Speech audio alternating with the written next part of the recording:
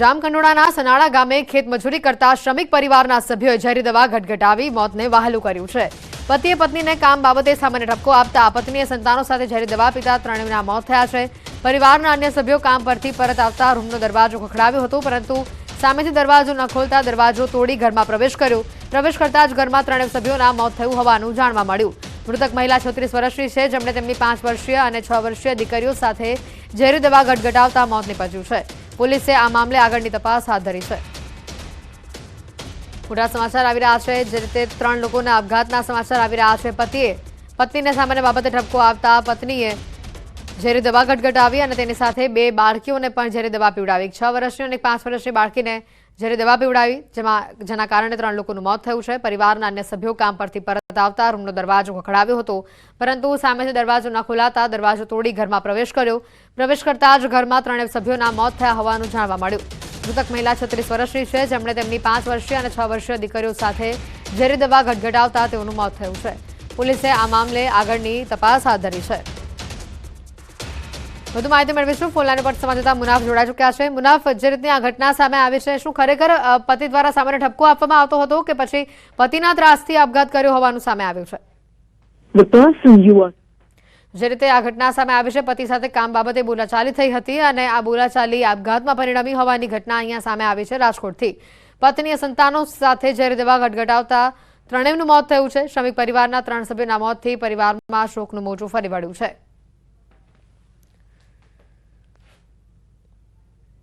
વડોદરાના Shinor કોર્ટનું bar association લડી લેવાના મૂડમાં છે। વકીલોએ પક્ષકારો અને બહારથી આવતા વકીલોને કોર્ટમાં જતા અટકાવ્યા હતા। કોર્ટ કાર્યવાહીથી દૂર રાખવા માટે પક્ષકારો અને બહારથી આવતા વકીલોને અટકાવ્યા હતા। નામદાર કોર્ટના ન્યાયાધીશની વકીલ મંડળ નારાજ છે। વકીલ મંડળ દ્વારા નામદાર ન્યાયાધીશ સામે પેન ડાઉનની જાહેરાત કરાઈ છે। વકીલો ઠરાવ કરીને ચોક્કસ મુદતની હડતાલ પર ઉતર્યા છે। શિનોર નામદાર કોર્ટના જજ સામે વડોદરા જિલ્લા જજ, હાઈકોર્ટ અને વિજિલન્સમાં લેખિત રજૂઆત કરવામાં આવી છે। શિનોર કોર્ટની બહાર પોલીસો ચુસ્ત બંદોબસ્ત ગોઠવાયો હતો। વારંવાર ધક્કા ખાવા છતાં કોઈક નિર્ણય લેવાતો નથી અને અમારા સિનિયર જજીસને ખોટા હેરાન કરવામાં આવે છે। કોઈ કાર્યવાહી થતી નથી કે નથી આવતા, એને વોર્ન્ટ પણ બજાવતા નથી અને એક તરફી ચાલ્યા કરે છે અને બસ આવીને અમારે પાછું જતું રહેવાનું। જો અમે ના આવીએ તો અમારે એક્શન લેવામાં આવે છે। એટલે આ કોઈ પદનું કઈ કાર્યવાહી થતી જ નથી। અહીંયા આગળ હડતાલ છે તો મારે શું કરવાનું? મારા બેરેટી દવા કરું કે હું અહીંયા આગળ કોર્ટના ધક્કા ખાઉં? અને મારું કોઈ ગુનો નહીં, મારું કશું નહીં। મેં એની પહેલા 2 જે કેસ કર્યા હતા એ લોકો કેસ કરીએ છે ને તો પૈસા લઈને બધાને છોડી મેલે છે અને આ ગાંધીનગર મેં ડાયરેક્ટ 100 નંબર પર કરી ત્યારે આ લોકો મારો કેસ અહીં દાખલ કર્યો છે। પેન ડાઉન હડતાલનો આજ દિન સુધી કોઈ નિકાલ નહીં આવ્યો, એટલે જો અઠવાડિયા 10 દિવસમાં નહીં નિકાલ આવે તો છેલ્લામાં છેલ્લા 24 તારીખથી અમે અમારું આંદોલન ઉગ્ર બનાવીશું અને પ્રતિક ઉપવાસ પર ઉતરવાની પણ અમારી તૈયારી છે અને ગાંધી ત્રીજા માર્ગે અમે આગળ વધીશું। આજરોજ અમો અસીલોને કોર્ટમાં જતા અટકાવેલ છે, તેમજ તે અંગે જો કોઈ નિવેડો નહીં આવે તો 24/12 અમો ઉગ્ર આંદોલન તેમજ પ્રતિક ઉપવાસ પર ઉતરવાની પણ અમારી તૈયારી રહેશે।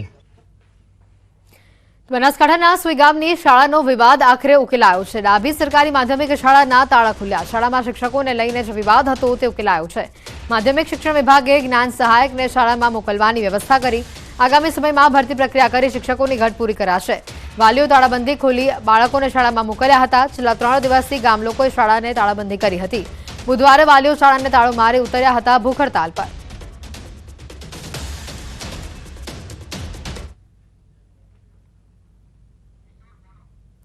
વધુ માહિતી મેળવીશું। ફોન લાઈન પર સંવાદદાતા કિશોર જોડાઈ ચૂક્યા છે। કિશોર, જે રીતે આખી ઘટના સામે આવી, વાલીઓ તાળા ખોલીને બાળકોને શાળાએ મોકલ્યા, કેવો મામલો હતો અને વાલીઓ હવે શું કહી રહ્યા છે?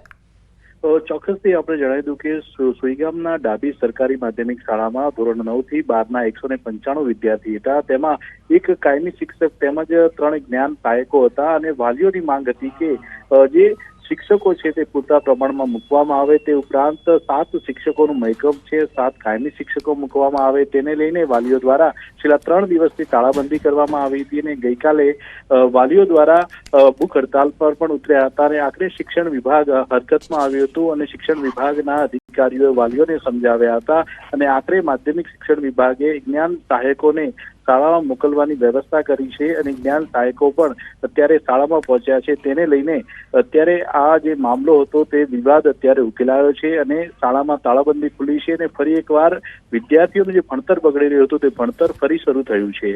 જી બિલકુલ, આભાર કિશોર માહિતી બદલ. ઊંઝા ખેતીવાડી ઉત્પન્ન બજાર સમિતિની ચૂંટણી માટે મેન્ડેટ જાહેર કરાયું છે. ભાજપે મેન્ડેટ જાહેર કર્યું છે. ખેડૂત વિભાગમાં 10 લોકોને મેન્ડેટ અપાયા છે. વેપારી વિભાગમાં 4 લોકોને મેન્ડેટ અપાયા છે. ધારાસભ્ય કિરીટ પટેલ અને પૂર્વ વાઇસ ચેરમેન અરવિંદ પટેલને મેન્ડેટ નથી આપવામાં આવ્યું. ધારાસભ્ય કિરીટ પટેલ અને પૂર્વ ચેરમેન દિનેશ પટેલના જૂથને સાચવવાનો પ્રયત્ન કરવામાં આવ્યો છે. બંને જૂથને મેન્ડેટમાં ખુશ રાખવા પ્રયાસ કરાયા છે. પૂર્વ ધારાસભ્ય નારાયણ પટેલના પૌત્ર સુપ્રીત પટેલને મેન્ડેટ અપાયો છે. વધુ માહિતી મેળવીશું. ફોનલાઈન પર સંવાદદાતા કેતન જોડાઈ ચૂક્યા છે. કેતન, જે રીતે મેન્ડેટ અપાયા છે અને ખુશ રાખવાના પ્રયત્નો પણ થયા હોવાની વિગત છે, વધુ માહિતી શું? ચોક્કસથી હેતવી જણાવી દઉં કે ઊંઝા એપીએમસી ચૂંટણી મામલે હાલમાં ભાજપ દ્વારા જે 14 જેટલા જે મેન્ડેટ હોય તે આપવામાં આવે છે, જેમાં 4 વેપારી અને 10 ખેડૂત વિભાગના જે ઉમેદવારો હોય છે તેમને મેન્ડેટ આપવામાં આવે છે. ઉલ્લેખનીય છે કે ઊંઝા એપીએમસી ચૂંટણી માટે ભાજપ દ્વારા આ ચૂંટણી સમરસ થાય તેવા તમામ પ્રયત્નો કરવામાં આવ્યા હતા, પરંતુ આ જે ચૂંટણી હોય છે સમરસ ન થતા હાલમાં ભાજપ દ્વારા જે 2 જૂથો હોય છે કે પૂર્વ એપીએમસી ચેરમેન દિનેશભાઈ પટેલ અને ધારાસભ્ય કિરીટ પટેલના જૂથને સાચવવાનો પ્રયત્ન કર્યો છે. તેમના જે કેટલાક લોકો હોય છે તેમને હાલમાં આ મેન્ડેટ આપવામાં આવ્યા છે. તો બીજી બાજુ પૂર્વ ધારાસભ્ય નારાયણ પટેલ છે, તેમના પૌત્ર સુપ્રીત પટેલને પણ હાલમાં મેન્ડેટ આપવામાં આવ્યું છે. જી બિલકુલ, આભાર માહિતી બદલ. મુખ્યમંત્રી ભૂપેન્દ્ર પટેલના શાસનને 2 વર્ષ પૂર્ણ થયા છે અને આ પ્રસંગે સીએમએ ટ્વીટ કરીને રાજ્યવાસીઓનો આભાર વ્યક્ત કર્યો. ટ્વીટમાં મુખ્યમંત્રીએ ટાંક્યું કે રાજ્યના છેવાડાના માનવીનું જીવન સુખમય બને તેવા સંનિષ્ઠ પ્રયાસો ગુજરાત સરકારે હાથ ધર્યા છે. રાજ્યના વિકાસ યાત્રામાં સાથ આપવા બદલ ટીમ ગુજરાત વતી સીએમએ નાગરિકોનો આભાર માન્યો. આજે સીએમ બન્યાના 2 વર્ષ પૂર્ણ થયા છે. સીએમ ભૂપેન્દ્ર પટેલના શાસનને આજે 2 વર્ષ પૂર્ણ થયા છે અને જેને લઈને તેઓએ ટ્વીટ કરીને ગુજરાતવાસીઓનો આભાર માન્યો. રાજ્યવાસીઓનો આભાર તેમણે વ્યક્ત કર્યો. ટ્વીટમાં મુખ્યમંત્રીએ ટાંક્યું કે રાજ્યના છેવાડાના માનવીનું જીવન સુખમય બને તેવા સંનિષ્ઠ પ્રયાસો ગુજરાત સરકારે હાથ ધર્યા છે. રાજ્યના વિકાસ યાત્રામાં સાથ આપવા બદલ ટીમ ગુજરાત વતી સીએમએ નાગરિકોનો આભાર માન્યો. બુલેટિનમાં અત્યારે ફક્ત આટલું જ. રજા આપશો. નમસ્કાર.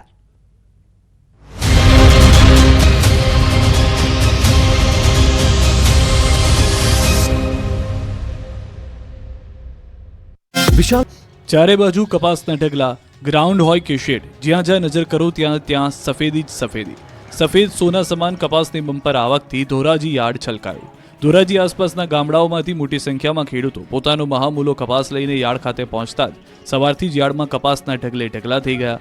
કપાસની ચિક્કાર આવક થતાં યાર્ડમાં પગ મૂકવાની પણ જગ્યા ન હતી. ધોરાજી યાર્ડમાં એક જ દિવસમાં કપાસની 3000 ભારીની આવક થઈ. પુષ્કળ આવક સામે ભાવ પ્રતિમણના 1200 થી 1400 સુધી જ મળ્યા હતા. ખેડૂતોને કપાસના ઓછા ભાવ મળતા ખેડૂતોને નારાજ થયા. ખેડૂતોએ કપાસમાં કરેલો ખર્ચ માથે પડ્યો છે.